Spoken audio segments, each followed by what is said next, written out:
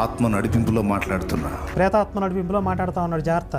సిద్ధపడి రాసుకొని వస్తే తప్ప నేను అనట్లేదు. ఆత్మ ప్రేరేపించి పలికిస్తున్న మాటలు పలుకుతున్నాను నేను. వీడికి ఆత్మ ప్రేరేపించి పలికిస్తేనే ఇన్ని డొల్లతనాలు, కట్టుకథలు, లాజిక్ లేకుండా ఇన్ని పిచ్చి పిచ్చిగా మాట్లాడుతున్నాడు కదా.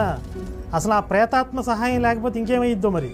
పైగా నేనేం ప్రిపేర్ అయ్యా, సిద్ధపడి రాలేదు అంటున్నాడంటే మొత్తం అది రిహార్సల్ చేసుకుని వచ్చాడు అనమాట. అది సినిమా రజనీకాంత్ ఆ షర్టు గురించి మాత్రం నాకు తెలియదు అంటాడు కదా. అట్లా నీ పట్టుదల ఎంతో కనిపెడుతున్నాడు. అది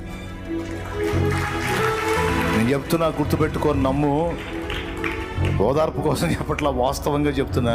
అది మళ్ళీ ఓదార్పు కోసం చెప్పడం అంటే వీడికి ఎక్కడ నేను ఓదార్పు కోసం ఇవన్నీ కల్పించి చెప్తున్నాడు అనుకుంటారేమో అని వీడికి భయం పట్టుకుంది లోపల. అందుకే నేను అట్లా చెప్పట్లా, నా ఉద్దేశం అది కదా అన్నాడు మాటమాటికి. నా దేవుడు అన్యాయస్తుడు కాదు. నా దేవుని కోసం నువ్వు పడే ప్రయాస, నువ్వు పడే బాధ, నువ్వు పడే